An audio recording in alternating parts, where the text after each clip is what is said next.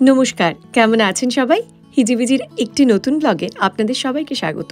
আগের ব্লগে আমাদের সরস্বতী পুজোর প্রস্তুতির বেশ কিছু গল্প আপনাদের সাথে শেয়ার করেছিলাম। ব্লগটি দেখে আমার ছেলের মোটেও পছন্দ হয়নি। বলল, মা, আমরা তো সরস্বতী পুজোর আগে অনেক কিছু জোগাড় করেছিলাম, সেগুলো কেন দাওনি? আসল কথা, আমার মোবাইলের স্টোরেজ ফুল হওয়ার জন্য বেশিরভাগ ভিডিওই আমি ওর বাবার মোবাইলে পাঠিয়ে রেখেছিলাম, তাই আমি ওগুলো ভুলেও গেছিলাম। ব্যাটার ঠিক মনে আছে, আমাকে মনেও করিয়ে দিল। বাবার সাথে শিকল বানানোর পর সেই শিকল হাতে করে মেপে দেখা থেকে শুরু করে একদম সরস্বতী পুজোর প্ল্যানিং হওয়ার শুরুতে একটা ছোট্ট কাগজের উপর সরস্বতী ঠাকুরের মণ্ডপ এঁকেছিল নিজের মতো করেই।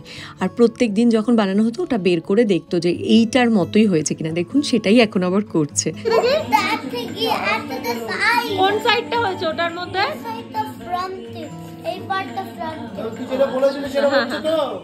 তো এই প্রত্যেকটা জিনিসই খুব দামি, তার সাথে কিছুটা গান প্র্যাকটিসও করেছে। কারণ যাই হোক, সরস্বতী পুজোর আগের দিন আমাদের বাড়িতে পিকনিক বলেছিলাম না, পিকনিকে আবার সন্ধেবেলা সাংস্কৃতিক অনুষ্ঠান আছে, সেখানে গানও গাইতে হবে। সব মিলিয়ে তার ব্যস্ততার কোনো শেষ নেই, একটা হই হই রই রই ব্যাপার। তা বেশ রেগেই কিন্তু আমাকে বলেছিল যে, মা, তুমি কিন্তু পুরোটা শেয়ার করোনি, পুরোটা আমার এই ভিডিওটাতে রাখুনি। আমি বললাম, আচ্ছা ঠিক আছে। আবার আমি আর একটা প্রস্তুতির অংশ দিয়েই পরের ভিডিওটি শুরু করব। বন্ধুদের জন্য গিফট প্যাক করা থেকে সরস্বতী পুজোর ডেকোরেশন থেকে সব কিছু নিয়ে প্রায় 2-3টি সপ্তাহ আমরা তিনজনে একদম মেতেছিলাম। আর আমাদের সব থেকে বড় পাওয়া কি জানেন? এই সব কাজগুলোর মধ্যে আমার ছেলেটা যখন বিজি থাকে তখন ওর স্ক্রিন টাইমটা অনেক কমে যায়। যাই হোক, সরস্বতী পুজোর আগের দিন কিন্তু একটু রস পড়াও ভেজেছিলাম, দেখলাম সেটারও একটু ভিডিও করা ছিল, সবই ভুলে মেরে দিয়েছিলাম। যাই হোক, মোবাইলের স্টোরেজ বাড়িয়ে লাভ কি? সব স্মৃতিগুলোই যদি একসাথে ধরে রাখি, তার থেকে বড় আর আনন্দ কি। এবার চলে আসি একদম আগের দিনের ব্লগটি আমি যেখানে শেষ করেছিলাম ঠিক তারপর থেকে। সকালবেলা দেখেছিলেনই, ভদ্রলোক ফুটবল থেকে ফিরে নানান জোগাড় যন্ত্রে ব্যস্ত ছিল। তারপর চান টান করে একদম রেডি হয়ে গেছে, তার বন্ধুরাও চলে এসেছে। আমাদের যেহেতু মণ্ডপটি তৈরি হয়ে গেছিল, ওদের দিয়েই সরস্বতী পুজোর আগের দিনই আমরা মণ্ডপে সরস্বতী ঠাকুরকে প্রতিষ্ঠা করিয়ে দিয়েছিলাম, আর ওরাই একটু ফুল দিয়ে পুজো করেছিল। তারপর তো আমাদের পিকনিক ছিল, আর আমাদের বাড়ির আসল পুজোটি ছিল তার পরের দিন, মানে সরস্বতী পুজোর দিন 2রা ফেব্রুয়ারি। আর এটা 1 ফেব্রুয়ারির গল্প। ভক্তির চোটটা দেখেছেন? ভাবা যায়। আসল কথা, এই বাচ্চাগুলো একদমই নরম মাটির দলার মতো। ওদের ঠিক যেটা শেখানো যায় ওরা সেটা শেখে। আর এত দেশের থেকে দূরে থেকে আমরা অনেক সাংস্কৃতিক বিষয় বা অনেক আমাদের নিয়ম আচার অনুষ্ঠান থেকে ওদের বড্ড বেশি বঞ্চিত রাখি বা বঞ্চিত রাখতে হয় না। দাদু দিদার সাথে পুজোর সময় বসে ঘন্টা বাজানো বা পাঁচালি শোনা, এগুলো কোনোটাই ওদের মধ্যে নেই। কিন্তু তাও যতটুকু নিজেদের মতো করে ওদের মধ্যে এগুলো দেওয়া যায়, জানি না বড় হয়ে কি করবে, কিন্তু ছোট বয়সের এই স্মৃতিগুলো ঠিক একটা সময়, যেমন আমরা এখন 30 ঊর্ধ্বে, ওই দিনগুলো আমাদের কাছে অনেক দামি। আমরা চাই যে ওদের কাছেও যেন যখন চোখ বন্ধ করে অবসর সময় ভাববে ব্যস্ত জীবনে, তখন যেন ওদের ছোটবেলাটা ওদের কাছে খুব খুব খুব দামি হয়ে ওঠে। দেখছেনই তো কি করছে, ওই দরজার সামনে পুরো কুশান দিয়ে ব্যারিকেড করেছে, বড়দের ঢুকতে দেবে না, ওটা নাকি ওদের জায়গা। শুধু বাচ্চাগুলো কেন বলবো, আমরাও দারুণ মজা করেছি। আমরা সবাই মিলে হই হই গল্প, ঠাট্টা, আড্ডা কি ছিল না। প্রথমেই আমরা মেয়েরা খুব তড়িঘড়ি করে কয়েকটি লুচি বানিয়ে রান্নাঘরটা পুরো ছেলেদের হাতে ছেড়ে বেরিয়ে এসেছিলাম। আসল কথা, বাচ্চাগুলোকে একটু টাইমে খাওয়ানোর ছিল, তাই ওদের খাইয়ে টাইয়ে দিয়ে আমরা অবসর। আমরা একদম টেবিলে বসে মজা করে কুলের আচার, তেঁতুলের আচার খেতে খেতে গল্প, আর ওদিকে ছেলেরা রান্নাঘরে পুরো যুদ্ধ করছে, কারণ তারা লুচি বানাচ্ছে।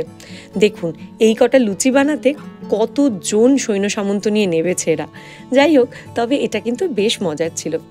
এই পুরো লুচি বানানোর ওদের বিষয়টা দেখে বারবার আমাদের 2018 সরস্বতী পুজোর কথা মনে পড়ছিল। 2017তে আমরা প্রথম এদেশে আসি।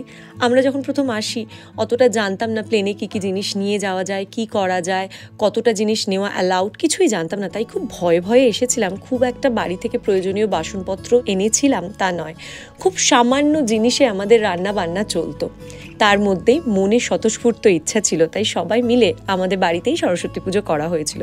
এবং সেই সরস্বতী পুজোতে আমরা সবাই মিলে হই হই করে প্রচণ্ড আনন্দ করেছিলাম। তাই আজকে দাঁড়িয়ে ভাবতে অবাক লাগে, ওই ছোট্ট একটা বাটি, ছোট্ট একটা স্টিলের ফয়েল পেপারে কিভাবে যে নিজেরা সব কিছু জোগাড় করে নিতাম, তার মধ্যে যে কতটা আনন্দ ছিল সে বলে বোঝানো যাবে না। কারণ আমাদের কাছে বেসিক বাসনপত্রও কিছু ছিল না, কিন্তু মনের ইচ্ছাটা অনেক ছিল। তবে সেবার আর এবারের মধ্যে এটা কিন্তু কমন, দুবারই ছেলেরা লুচি বানিয়েছে। তারপর জমিয়ে তো খাওয়া দাওয়া। এই দেখুন আমাদের সেই রাজস্বিক মেনু, প্রত্যেকে নিজেদের বাড়ি থেকে ভোগের মতো করে বিভিন্ন জিনিস বানিয়ে এনেছে। আমাদের মেনুতে ছিল সিমুই, পাঁপড় ভাজা, পনির, লাবড়া, আলুর দম, রসবড়া, লুচি, খিচুড়ি, নানান জিনিস। আর কি ছিল আমার এখন মনেও পড়ছে না, অনেক কিছু ছিল। মোট কথা জমিয়ে খাওয়া দাওয়া হলো। তারপর বাচ্চাদের আবদার রাখতে বাচ্চাদের সাথে একটু বিঙ্গো খেলা। বাচ্চাগুলোর এখন একটু নিউমেরিক স্কিলটা গ্রো করছে, তো তাই ওরাও বিঙ্গো খেলতে চায়, আর আমরাও খুব একটা আপত্তি করি না। খেলার মধ্যে একটুখানি যদি পড়াও হয়ে যায় ক্ষতি কি। যাই হোক, কিছুটা বিঙ্গো খেলা, তারপর ওদের জন্য একটা লটারির ব্যবস্থা করেছিলাম। এটা সম্পূর্ণই আমার আইডিয়া, কারণ আমাদের পাড়াতে সরস্বতী পুজোর আগে প্রত্যেকের বাড়িতে গিয়ে ক্লাব থেকে 1 টাকা 2 টাকা করে লটারি কাটা হয়।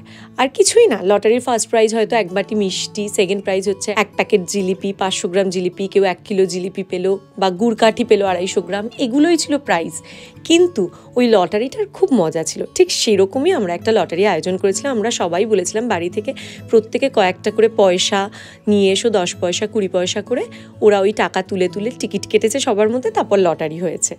আর তারপরে একটু সাংস্কৃতিক অনুষ্ঠান, সবাই মিলে গলা ছেড়ে গান বাজনা মজা সব মিলিয়ে একটা হই হই করা দিন। সরস্বতী পুজো মানেই তো এরকম একটা আনন্দ, তাই না? আমাদের ছোটোবেলায় স্কুলে সরস্বতী পুজো, বাড়িতে সরস্বতী পুজো, সরস্বতী পুজোর পরে পিসির গানের স্কুলের অনুষ্ঠান, সব মিলিয়ে একটা দারুণ হই হই রই রই ব্যাপার ছিল। ঠিক সেরকমই আর একটা সরস্বতী পুজো এবার ফিরে পেলাম। সবাই মিলে একটা দারুণ সরস্বতী পুজোর পিকনিক কাটালাম। সরস্বতী পুজোর গল্প নিয়ে দেখা হচ্ছে পরের ব্লগে। আশা করি আমার ব্লগগুলো আপনাদের ভালো লাগছে। ভালো থাকবেন, দেখা হচ্ছে পরের ব্লগে। শুভ সরস্বতী পুজো। হাত জোর করে বলো, হাত জোর করে বলো। শুভ সরস্বতী পুজো। শুভেচ্ছা সবাইকে, তাই তো? টাটা।